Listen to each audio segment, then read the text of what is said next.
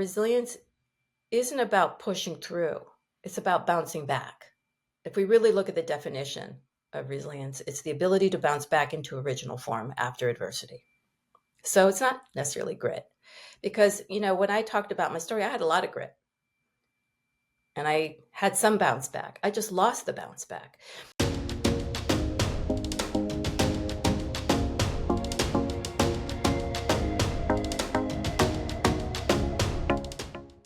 Welcome to the Leader's Mindset, where we bring you conversations with leaders who are making an impact in business and our communities. Today, I'm with Dr. Eva Selhub.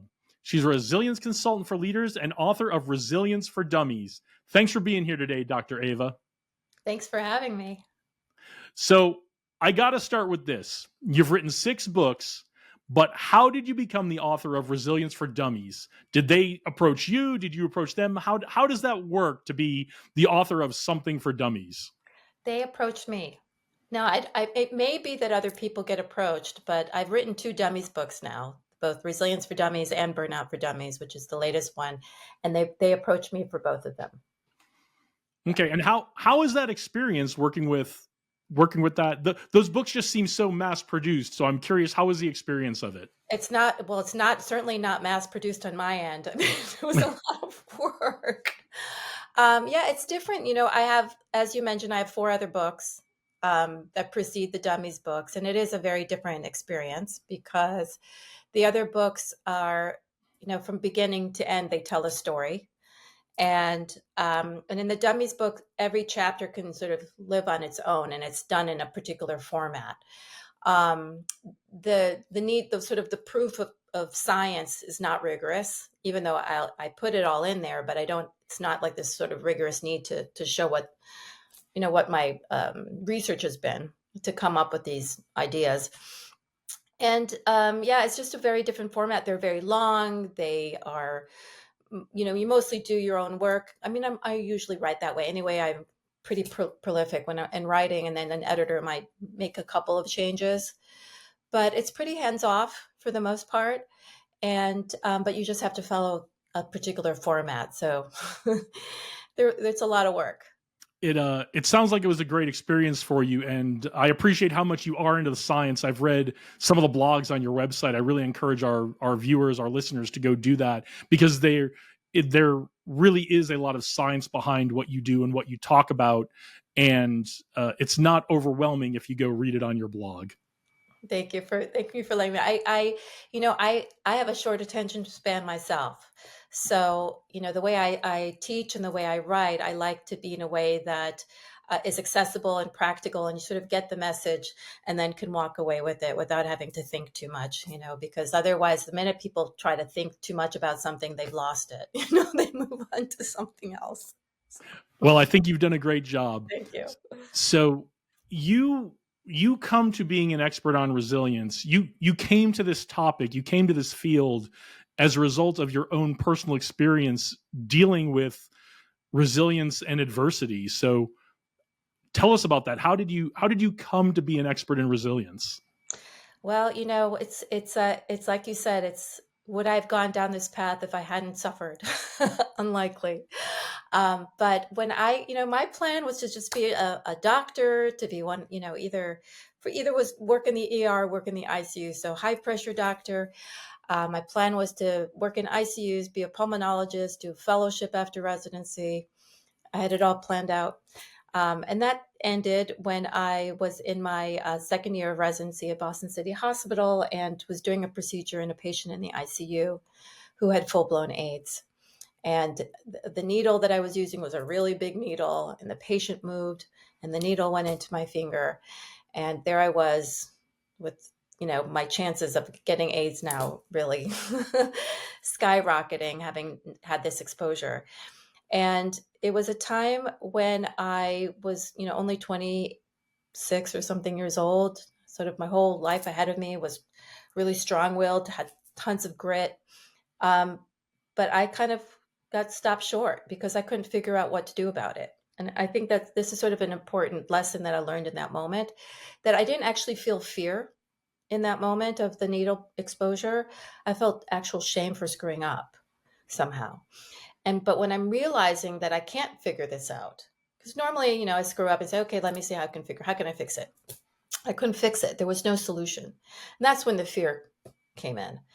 And, nobody had an answer. They put me on a trial of medications to prevent conversion that the NIH had just came out with. I took 14 pills a day for 6 weeks. I cried a lot. I was in distress. I thought I was going to die a horrible death. I wasn't going to pay off my loans. My parents were going to be stuck with that huge debt. I was never going to fall in love because who can love me now? And I'll die single. And I was just in absolute distress. I had no coping skills. The one thing I did have was support from my community, from my family, my friends, and 6 weeks went by like that. Fortunately, I did not contract HIV. And during that period of 6 weeks of thinking I was going to die, I was also bargaining, saying if there is a God, I promise I'll work harder, I'll be kinder, I'll be nicer. And I also got angry. I had all the emotions. I was angry at the medical system. Why don't we know how to let people die? What's wrong with our medical system that we're spending thousands of dollars keeping somebody alive who's already dead? And so I had a lot of questions about what I was doing. And anyway, when that turned out okay, I followed a midwife around and sort of pulled myself up my bootstraps. I said, okay, everything's okay now.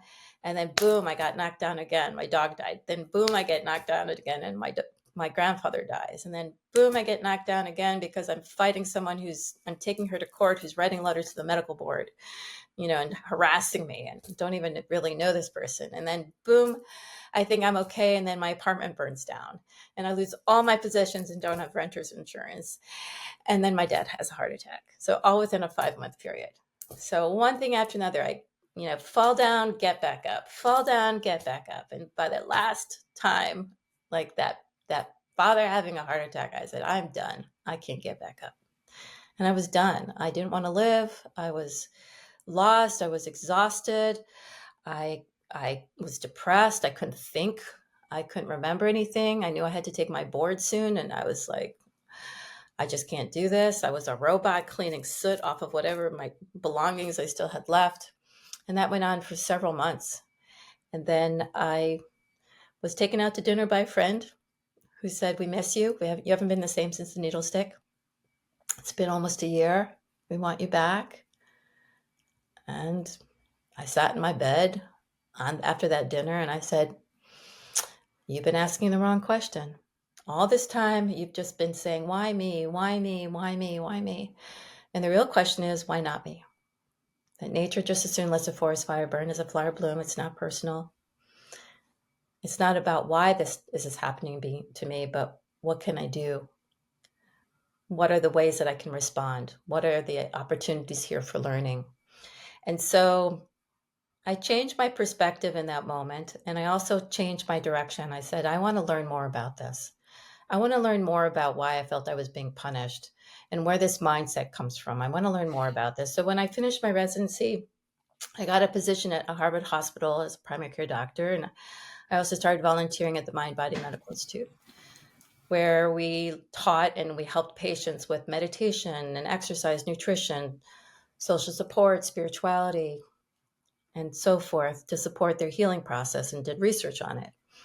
And while there, I became a medical director. So merging those two worlds together, I started finding not only healing for myself and answers for myself, but also answers for my patients. Understanding that just because the disease enters the body doesn't mean it will manifest, that we had a lot of control over the outcome of any given situation. And that just was a continued learning that kept going as I went through more challenges and more stress. I found that it wasn't so much my grit that was so important, but it was actually my ability to rebound and recover in my mindset. And I found that ultimately it was love that allowed me to stay, afloat and resilient and healthy and happy, which is why I wrote my first book called The Love Response. So that was, a journey that led to this and led to that, but each one was because of some personal downturn that I had to work through and recover from. That's amazing. It's such a compelling tale, and it's wonderful that you were able to, through all of your pain, find a way to help yourself and help other people. And you did that for a lot of years. You did that through practice through a lot of years. And then about 10 years ago, you started making the shift to work with corporate environments and to work with leaders and entrepreneurs. So why the shift from medical practice to working with leaders? Have you ever worked in a medical practice? It's pretty stressful.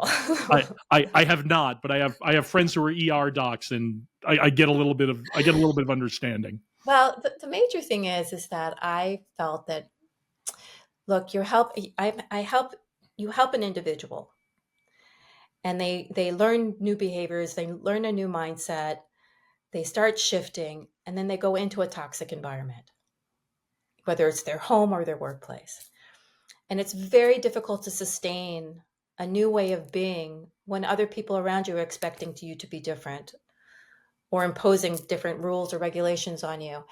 And so on that hand, it felt that, how do I change the environment within which my patients have to be part of?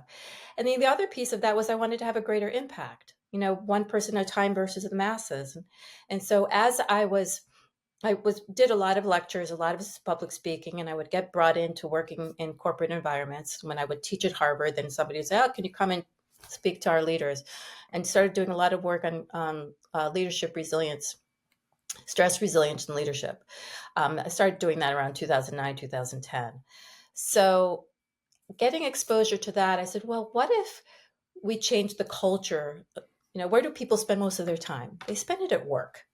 And if we could change the culture of work and create cultures of care at work, then they would more likely be able to sustain behavior change. They would more likely have better mindset, better communication, better relationships. Okay, well, how do we do? Well, we have to start with leaders. It has to start from the top down. So that's what sort of one thing led to another that way. Well, we agree 100% here that it needs to start from the top down, and we always need to start with leaders, and especially as leaders, starting with ourselves, because leaders and entrepreneurs are pretty famous for understanding the need for resilience, but we don't always focus on our own as much as we should. What warning signs should we be looking for as leaders that we might be headed for burnout? Well, it's a really good question, and I'm going to do a coaching moment right now, which is remove the word should. So I don't think anybody should do anything. What I say is that you have the opportunity to. Okay. And the reason being is that there's nothing, like, everyone's different, and everyone's resilient. And the fact that you've achieved a leadership position means that you're quite resilient.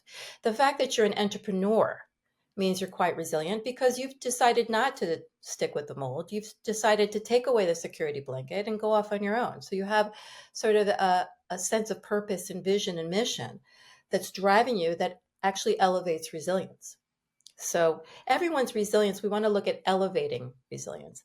And when we have a leader who has elevated levels of resilience, that then can influence everybody else. So what we want to look into is, as leaders, as entrepreneurs, am I not getting enough sleep? Am I feeling more negative? Am I feeling less empathic? Am I feeling more nervous about a particular outcome? Am I unable to see other venues or innovative ways of solving problems or seeking solutions? Am I lacking ability to fully communicate with my direct reports or my colleagues? So really looking at your own behavior, your own physical well-being, your mental and emotional flexibility, your peace of mind, and whether or not people actually like you. Has do they want to be led by you? And if not, then you might want to rethink what you're doing, and see if there's an opportunity there to elevate your resilience.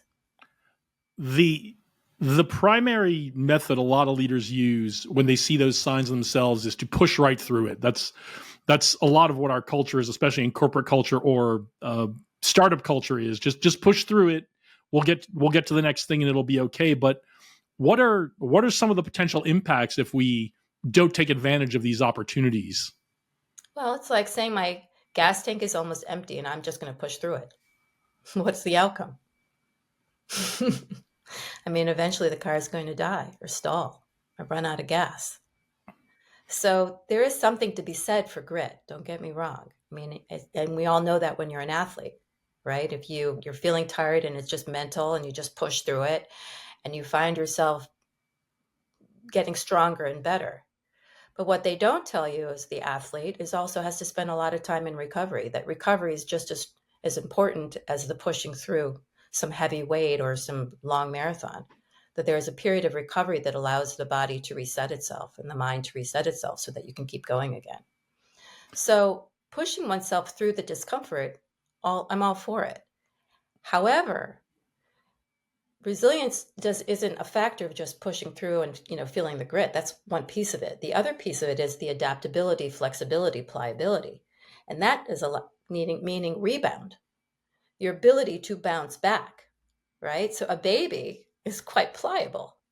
They might not have grit yet or wisdom, but they bounce back. They fall, they bounce right back up. As an adult, we fall and we break things if we're not pliable, elastic, and flexible. So that's what allows for resilience, is adaptability, pliability, flexibility, the ability to bounce back. So that rebound piece comes when we allow for recovery. For the rest, recovery and the softness. So we have the strength and we have softness. And that softness, without that recovery piece, that's where burnout happens. I think that's really great because I spent 20 years in the Air Force, and as we were getting to the end of my time, I left in 2015. Resilience was becoming a very big word. But when we talked about resilience in the military, it was very much about strength. It was very much about persistence. It was very much about grit, which we're going to get to in a little bit. But there was never this adaptability piece. There was never this recovery piece and I've been out for 10 years, so I don't know how they're talking about it now. But I think that's really great that is another side of the coin in resilience that doesn't always get talked about a lot, whether it's in the military or in the corporate environment. That's right. Well, it's because it's soft. You've got to push through.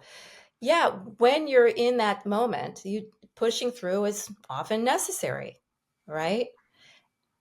But what allows you to push through? It's that extra amount of gas you have in the gas tank. And so if my cup runneth over, I can push through as often as I need to. If my cup is empty, then forget about it. My adrenaline will help me push through, and then I'll have adrenal fatigue afterwards because there's nothing left in the tank. Well, I hope everybody's paying attention, because there are probably people who've been listening or watching right up to now who's like, I'm not worried about this softness piece. I'm just going to push right through. And you're hearing it here from Dr. Eva, folks. It's if you don't work that pliability piece, that adaptability piece, your tank is going to run out of gas. But you can keep going forever and ever as long as you keep refilling that gas tank, right? And further and faster. This is the other piece. I mean, I think about this way, if you're an athlete, or if you just think about jumping, all right? The difference between squatting first and then jumping versus trying to jump from your tiptoes. What's the difference? Right? So I'm squatting first, then I'm jumping. I'm going to jump faster and further than if I try to jump from my tiptoes or from my flat feet. It's just a fact. So it's the softness is a so that, right? Your heart doesn't just pump. It has to receive, and then it pumps. It receives, and then it pumps, and then it receives, and then it pumps. So the receiving end is just as important as, right? What is a defensive and receiving end is just as important as the offensive end. Mm-hmm. So we can use a lot of different analogies. It's not that different. I love it. One of our most important jobs as leaders is to develop the future leaders coming up behind us on our teams. So in addition to developing our own resilience, how do we help our team members build their resilience? It's a good question. And it does start with self. I think that is really the most important piece, is that when you become more self-aware and you become attuned with your physical body and how it speaks to you, you become attuned with your emotions and what they represent for you and how they can alert you to things.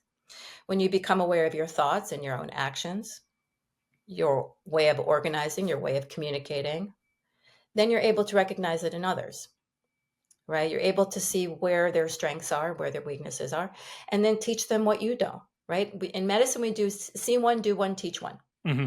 right? So we watch someone else do it, then we do it ourselves, and then we teach it.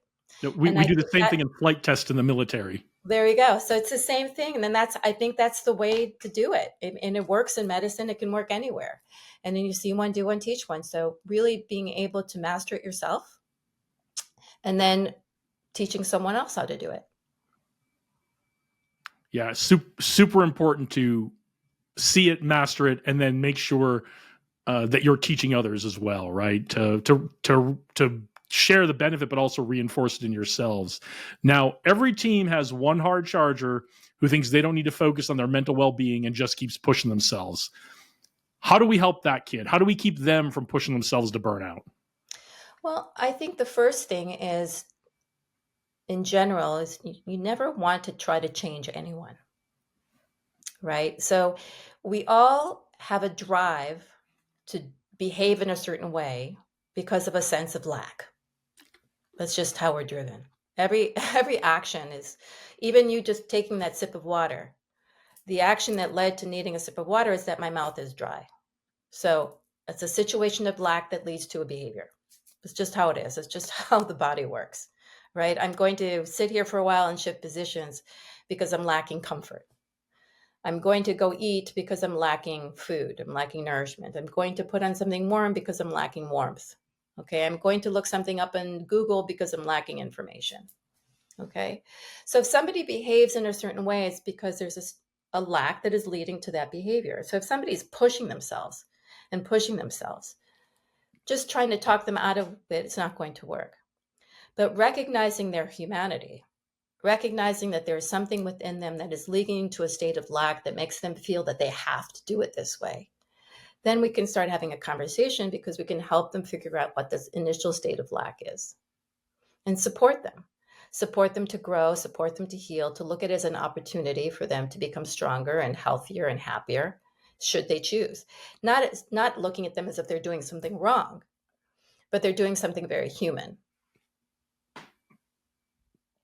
I really like that. It makes me think in the entrepreneur and the tech world, for tech founders, hustle culture is very real. And I never thought of it till just now that a lot of that is being driven by lack of funding, lack of minimum viable prototype, lack of pre-sales, lack of users signed up to use our site, whatever it is.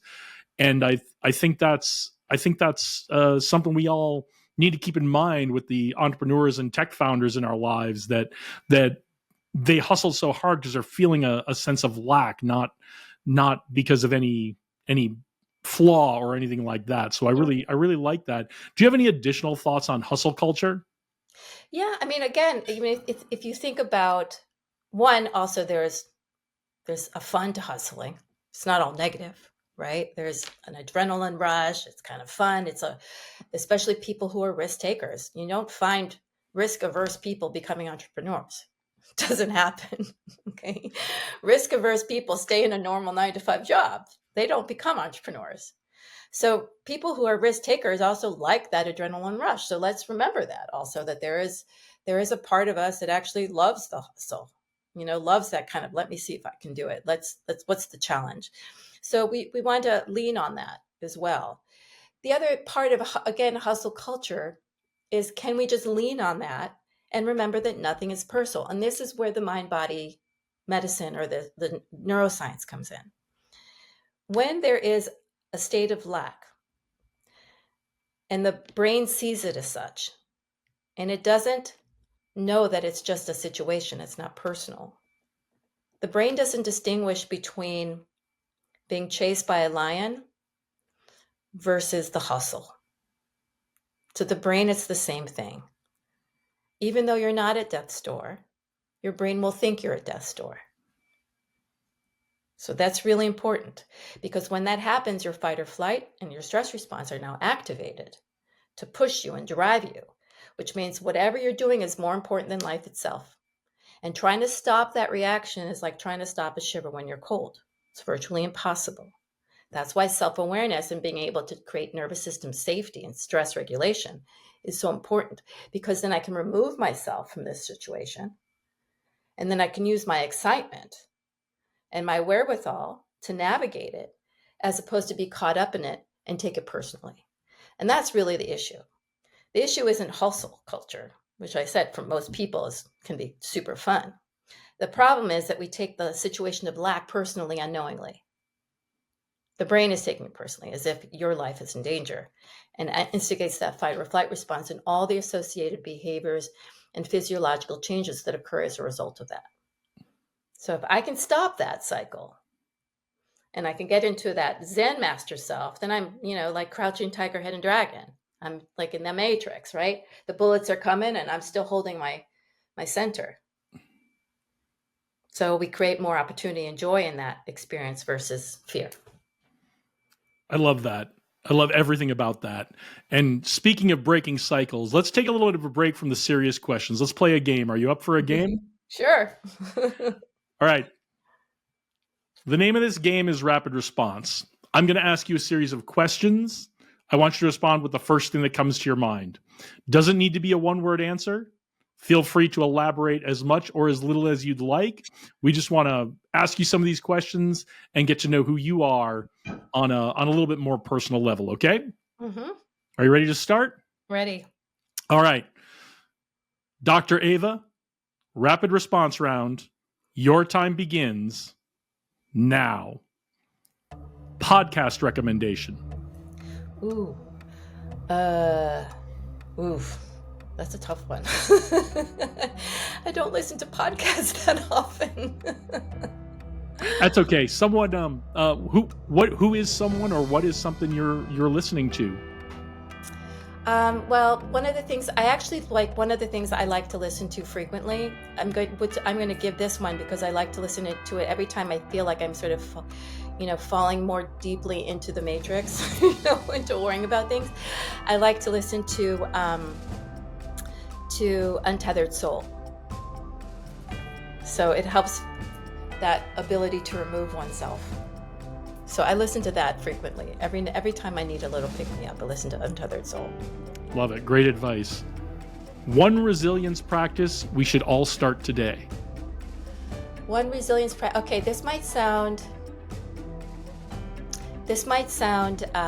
soft to people, but I highly recommend self-compassion. And what that does is that it takes away that feeling of needing to be everything and for everyone, and allows oneself to be human. So the ability to just be present with yourself, and whatever you're feeling is okay, and to have self-compassion for whatever it is that's going on, and knowing that you are human and that whatever you're feeling is okay. By doing that, you actually deactivate some of the tension that's within you, and you'll find that whatever you do next might change. Right? Because as we talked about, that softness is helping you fill that gas tank back up again, right? That's right. Awesome. Someone we should all be paying attention to. Me. No. Fair answer, but is there someone else? Someone that we should be paying attention to. I think what I really what I think we want to be paying attention to, and I can even think of my friend who I just spent a week with. Her name is Marika Messenger. So she comes from the business world, and her work is about elevating consciousness in business. And I think that is really important. We sort of are doing similar work. But I listen to her and I listen to the work that she's been doing for 15 years. And I think, anyone who's really talking about becoming more conscious in business, in the workplace, in our communities, in our environment, to change the way we're doing things, I think that's really key right now. She sounds like someone who should be on this podcast. I think she should be. All right. Well, give her info.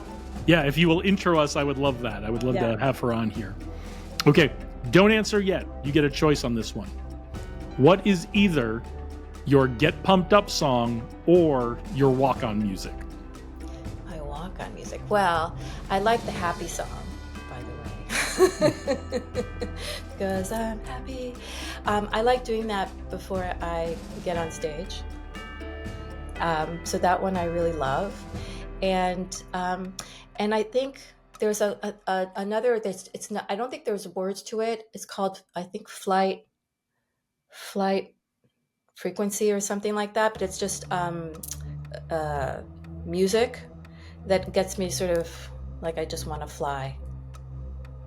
Excellent. So those sort of get me out of the things that, rather than, when my own fear gets picked up, I will start sort of honing in. I'm not different than anyone else. I'll try to push things through and make it happen. And so I have to remember not to do that. So these are the types of things that sort of help me let go and release, whether it's being untethered or being happy or feeling like I'm flying. So we all find our things that help us do that. I love it. The biggest influence in your life? The biggest influence, are we talking person, place, or thing? Up to you. I would say the biggest influence in my life is nature. I would say that's my biggest influence. When I step into nature, whether it's the ocean or a mountain, I just remember who I am. I remember that I am vast like everything else. And I remember how to get back into the rhythm rather than trying to force a new one. And I generally remember how to be whole. So for me, nature is what's also influenced me in medicine. And knowing that we are a landscape of nature, and when we follow that, and we follow the rhythms of nature, we can actually find peace and success. Beautiful. A book everyone should read? Well, like I said, Untethered Soul is a good one. But the other one I think would be good for this crowd is The Power of Now. That's a great one. I've read that. That was when I first started on this journey, leaving the Air Force and becoming an entrepreneur. That was recommended to me, and that was a big influence on me. Yeah. I think for entrepreneurs, people in business, in today's world, it's a timeless book. I think it just is just always going to be relevant. Yeah, absolutely. Everybody go check that out if you haven't already.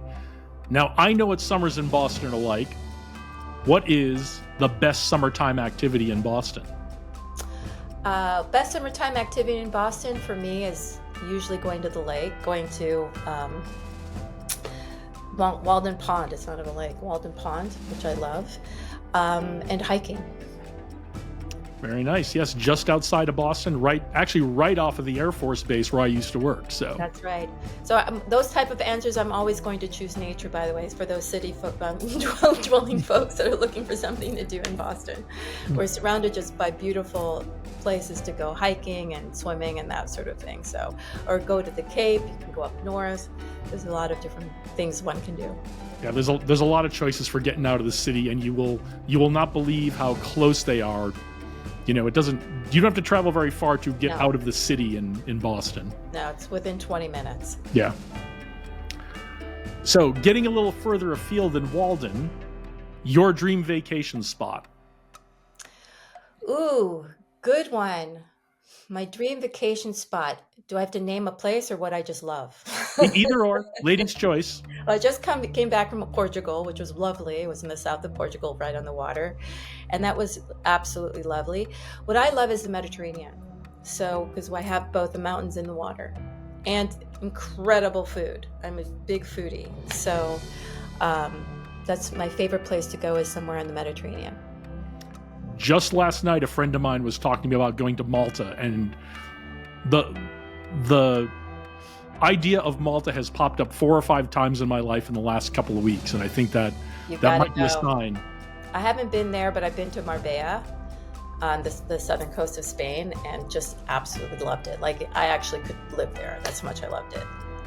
It was outstanding. Amazing. Yeah. And I just thought of another book, by the way. Can I give you another one? Yeah, absolutely. We're not going to tell you no. Well, it's because it's on the level of business. And so one is sort of this more of a spiritual book, and the other one is my business book. So my go-to business book that I recommend is Traction. Oh, great one. Which Traction? God. I mean, they're both great. There are 2. Oh, I don't know what the second one is. But this is the one that is the... God, my brain isn't working, like I'm still jet lagged. It's the one for sort of entrepreneurs, small businesses, and God, I can't even remember his name right now. I have to go look it up. I'll look it up because I have them both, and I will check with you to make sure I've got the right one, Yeah. and then we'll put the correct one in the show notes. Yeah, so most of the people that I work with, I actually also know someone who is an incredible facilitator, um, and they really do some great work. So I think, Excellent. any entrepreneur or emerging business, I think it's a really important book to have. It helps create clarity. Um, it helps, with role responsibility, um, delegation of responsibility. It helps relieve a lot of stress that isn't necessarily needs to be there. Excellent. A future work trend you're excited about? Actually, you know what I'm excited about? I know a lot of people aren't excited about this. They are worried about it, but I'm excited about AI. I find that we train AI, when we train ourselves to be able to ask the right questions. So it's not about finding the right answer, it's about finding the right questions. We can actually create partnerships that allow us to evolve and change and be so creative and so innovative. So I think that even though for many people it seems threatening, I think it could be really exciting. I think it's a great way for us to find that way to slow down a little bit and exercise that softness and fill up our tank a little bit and work side by side with the robots for all of us to do what we're good at, right? Exactly. Exactly. There's just so many things that I've discovered I don't have to do with, with using my friend AI. That has made my life so much easier, and I can really then focus on the things that I want to be doing. I've found the same thing. All right, last one. Favorite sports team or player? My favorite, well, so this is because I grew up in Chicago, even though I lived in Boston longer. And I probably, people wonder, like, why aren't you a Patriot? It's not that I'm not a Patriots fan or a Red Sox fan. Um, it's just that I grew up in Chicago, and I watched the Bears play every Sunday with my dad. That's our bonding. We used to cut school and go see the Cubs. But really the Bears for me was my relationship with my dad.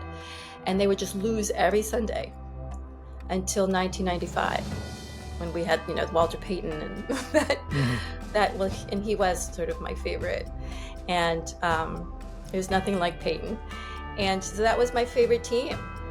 Was, like what is it, the Super Bowl Shuffle? Something Yep. that Tommy did.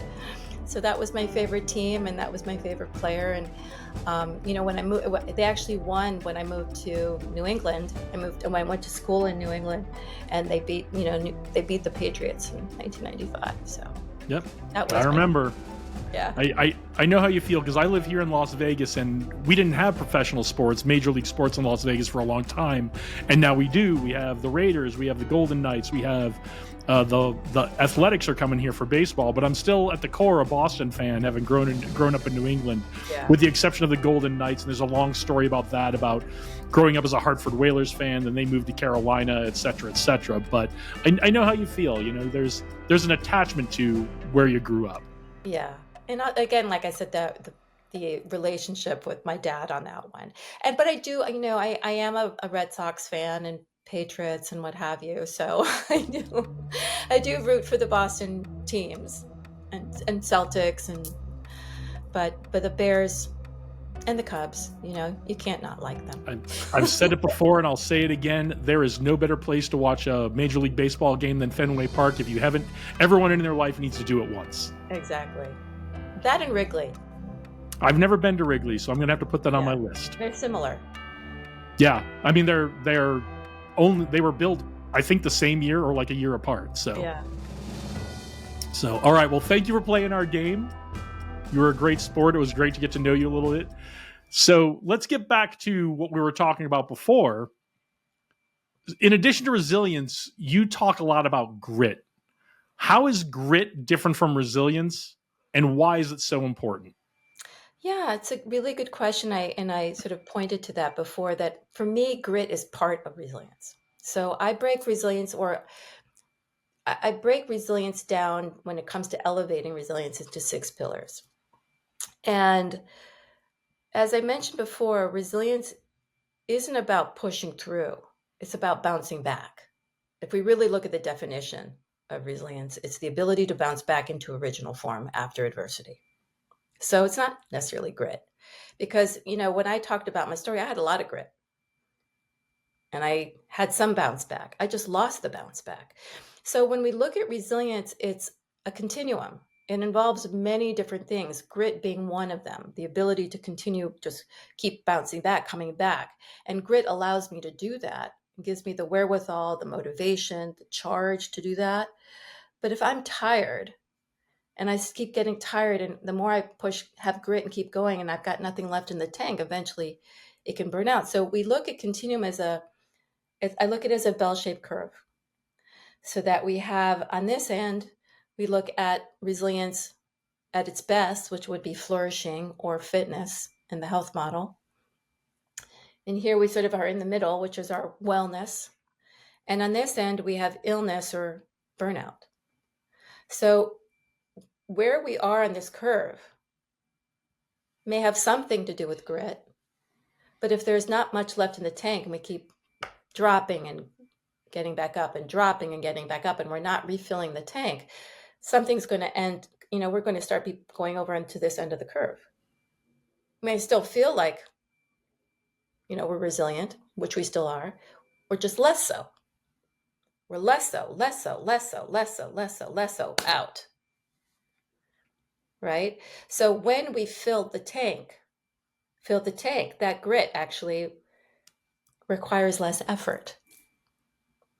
This true resilience and flourishing means that we do things with more ease, to be able to live a life of more ease, so that, I can, push my finger on something and it will exponentially move things, like a chi master, the kung fu master just does this and somebody flies across the room because their energy is so profound in this one fingertip, as opposed to having to use all my force to try to make somebody fall. It takes a lot more energy on my level, which means I'm more likely going to burn out. So that's why it's part of resilience, but it's only a part of resilience. There's physical vitality, emotional equilibrium. There's the mental toughness, which is the grit. There's our relationships that support us, our spiritual connection, and ultimately our self-awareness that understands our impact on others. Those are the 6 pillars. One of the things I found as my Air Force career moved on a little bit and I started being a supervisor and more of a leader to people is sometimes our young officers or our young enlisted folks would come in and they didn't have that mental toughness, that persistence, unless someone was pushing them to do it. How do we develop that mental toughness, that persistence, that grit in ourselves if it's not something that's already there? We have to care. You have to care, right? It's a self-belief. So what do I care about? Being able to make meaning about something, have a sense of purpose. When we look at someone who has a sense of purpose, passion, that overrides everything else. That's what drives us to transcend pain, is to have meaning and purpose. And when we look at Martin Seligman's work on flourishing, that purpose and meaning is a big piece of it. He calls it PERMA, PERMA. So P is a positive emotions, E is engagement, R is our relationships, M is meaning, our ability to make meaning, and A is accomplishment. So as we engage in caring about ourselves, about our passion, about our purpose, about our mission, and feeling accomplished in that, you get people to care. They'll get more drive, get more grit. I love that. I love how helping people find meaning is a key to all of this, because that's one of the things that's really important to me. I think in leadership is to get people inspired instead of just motivated. Meaning is really important, helping them find meaning in what they do. So I really love that. Mm-hmm. Now, we've talked a lot about the feelings of this. We've talked a lot about the softness, but this isn't all just feelings or vibes. There's science behind all of this. What's going on in our brains when it comes to resilience and grit? Well, that's what I was mentioning before, was about the stress response or the fear response. So when we're, and as I said before, everything is motivated by a state of lack. So when the brain perceives stress, which is a state of lack, a stress response, a physiological response, is activated. that involves every system of the body. It's primarily driven by adrenaline and cortisol, but there are many, many other things that are happening. And when that physiological response is activated, every system of your body is now going to be activated or changed in a certain direction. So, for instance, if you're being chased by a lion, it's not a good time to go to sleep. So, adrenaline will course through the brain to keep you alert and hypervigilant. It's not a good time to forage for food, so the digestive system is shut down. The muscles will become more tense to prepare you to fight like mad or run like heck. Your body will start breaking down its resources to offer you energy from your liver, from your bones, from your muscles, from your fat cells. It's called a process called catabolism. Your breathing rate will increase, your heart rate will increase, your blood pressure will increase. Your adrenaline and cortisol levels will continue to rise as long as the brain perceives that the stress is still there. Your endorphins will come out sort of temporarily in order for you not to feel pain so that you can keep going. Those serotonin and dopamine levels will drop so that you can stay in a bad mood. You can stay angry or fearful so that you can keep doing what you need to do to save your life.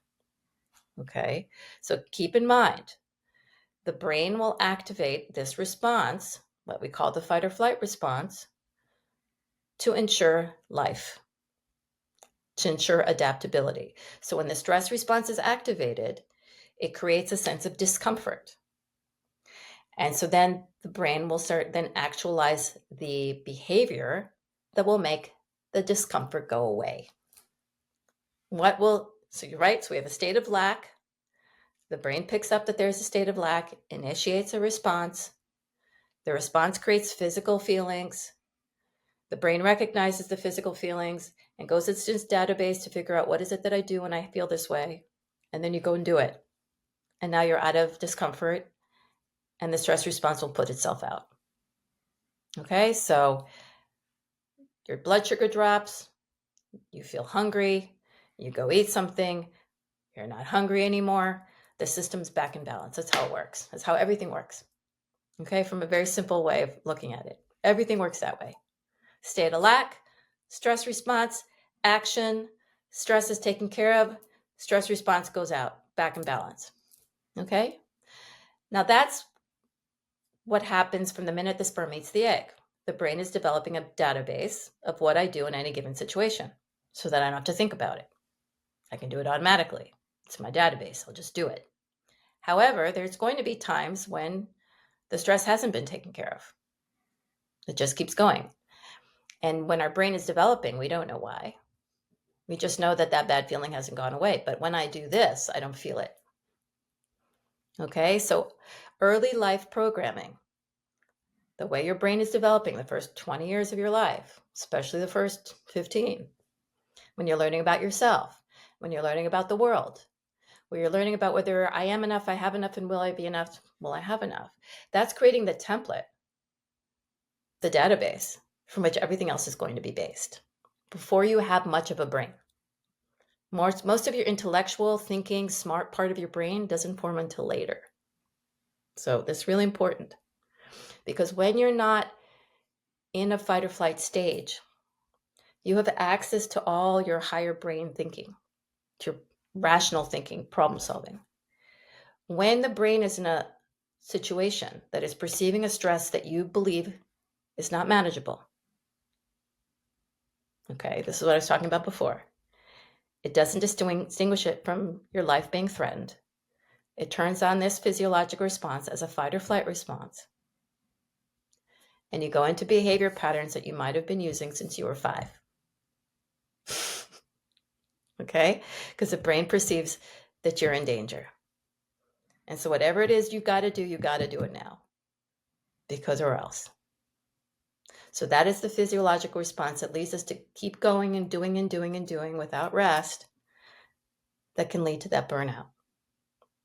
So the key here is multifold. One is just to be aware of how my body is speaking to me. 2 is to regulate that response. Because if I can get that response into quiet, then I have access to my brain. Look, when you're being chased by a lion, you're not going to try to figure out how to do your taxes. Your access to your higher brain centers are shut down. You're not going to make good decisions as a leader. You're just not. Nobody makes a good decision on an emotional high or low. You have to be neutral. You make the best decisions when you're objective and rational, but you're not there if there is an emotional response. So 2 is getting that stress response regulated, nervous system safety mode. Then I have access to my adult brain. The third one is being able to then regulate those emotions, is to be able to mindfully be aware of what's happening. What are the signals? What's my body trying to tell me, to create that sort of safety mode and self-compassion. And then once that's down, I could look at something more clearly. Now I can reappraise, and now I can take informed action from a place that's objective and neutral. So that's because, like I said, when we do that, we lower stress response reactivity. We allow dopamine and serotonin to be reactivated. We quiet down those fear centers that are keeping our brain from being able to see clearly. And then we're also turning down some of those physiological parameters that are now hyperactivated, like the increased heart rate, blood pressure, respirations, all those things that are creating more havoc and more stress in our body. So those are all things we can do. If we can recognize this response in ourselves, we can tell ourselves to calm ourselves down a little bit. Well, you wouldn't be able to tell yourself that, because it's like trying to tell a child who's having a tantrum to calm down. That doesn't work. Mhm. These are the techniques that people have been teaching for thousands of years of self-regulation, whether it's through breathing techniques or whatever that is, but through intentional regulation of the stress response. I mean, the Navy SEALs do the box breathing, Mhm. right? So it's a well-known. It's not. This isn't hocus pocus. This is, people who are in real life combat that use these techniques to get the system into quiet mode so that they can actually stay clear. Yeah, I think if it's good enough for our special operators, it's good enough for all of us, right? Right. So you've achieved a ton already. You've already had a busy year, but you have even more stuff coming up in 2025. So tell us what you have coming up. Yes, I'm really excited about this. I created a 10-week course called the Foundations of Mastering Resilience. And I'm really excited about it because somebody asked me to write another book. And I said, I'm not sure people read books anymore, but even if they do, what stays with them? And I wanted to create something that people had access to for life, and that was, had multi-modalities.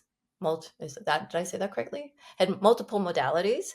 So it includes like ebooks and quizzes, self-assessments, videos, and audio. And it'll be offered hopefully soon. I'm hoping it'll be out in mid-June. I'm hoping for that. It'll be on an online platform. Right now, I plan to host it on LearnWorlds, and it can be done on your own. It's a DIY program. It can also be done if you want the coaching to be done with that. And ultimately, I'll also offer some group activities and group coaching, especially if we bring it into the businesses. It sounds really great. And we will make sure we've got links to all of that in the show notes so people can find that when it is ready and available. So as we wrap up, for everyone watching or listening right now, what's the one step a leader should take today to help build a culture of resilience on their team? What is the lead? Well, the first step is, again, don't use the word should. Use the word could. So what could a leader do today to start increasing resilience in their team?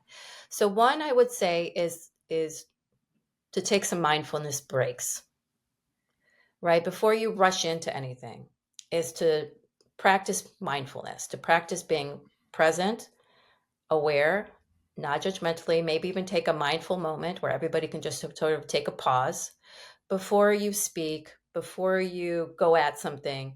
So take a moment to sort of rest, relax, regroup, and then go. And it could be 5 seconds, it could be 10 seconds, it could be 1 minute.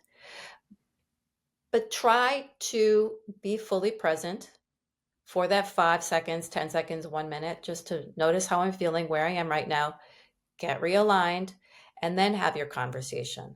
So be mindful the way you speak, be mindful the way you listen. You'll find that your communication will start being more effective, and you'll be also more aware of the other. So mirroring that for others allows people to feel that you're there with them, that you're listening to them, and they'll actually also be more engaged with you. I love it. Dr. Eva, this has been so great. Where can everyone find you so they can thank you for joining us today? You can find me on drselhub.com, which is my website, and on all the social media channels. So Facebook, X, LinkedIn, Instagram, and I believe also TikTok. All right. Well, we will have all those linked up in the episode description, the show notes, and all that, so nobody has to try to go find them. I want to thank everybody for watching and listening today. If you found this conversation valuable, go ahead and share it with someone who can use it. Leave a comment. Don't forget to subscribe. And if you're on a podcast platform where you can leave a review, please leave us a 5-star review. It helps us get the amazing interviews we have with guests like Dr. Eva out to more and more people. We've got lots more of these interviews coming your way. So go out there, do great things today. Onward and upward.